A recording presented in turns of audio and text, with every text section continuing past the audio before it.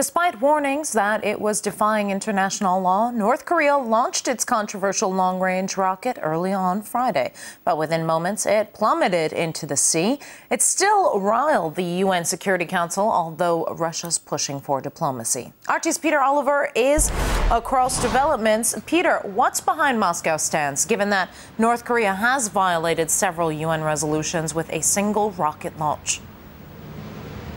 Well, the Russian Foreign Minister Sergei Lavrov's been speaking alongside his Chinese and Indian counterparts who've been holding a meeting here in Moscow. That meeting dominated by the fallout from this failed rocket launch coming out of North Korea. Now, Sergei Lavrov expressed Russia's regret that the launch had taken place, but said that as far as Moscow was concerned, putting more sanctions on North Korea wouldn't really do any good when it came to stopping these type of launches taking place perhaps in the future. Now, those sentiments were backed up by the Chinese foreign minister saying that China was opposed to any form of sanctions, further sanctions being placed upon Pyongyang. Now, this goes against the sentiments we're hearing coming out of countries like the United States, South Korea, and Japan. Now, those three nations have expressed deep concern at this rocket launch. In fact, saying that it wasn't a rocket trying to put a satellite into space, as the North Koreans had said, but it was in fact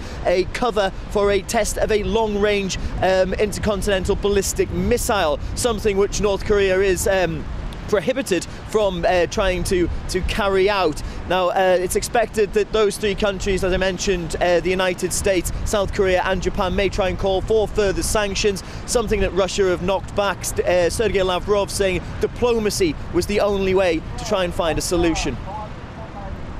We're convinced that the challenges at hand must be met with purely political and diplomatic means. We're calling on all sides concerned to be restrained, responsible and committed to the resumption of the six-party talks. This format has no alternatives in its aim to resolve the situation on the Korean Peninsula. Peter, now, how much of a concern is the North Korean nuclear program to the international community?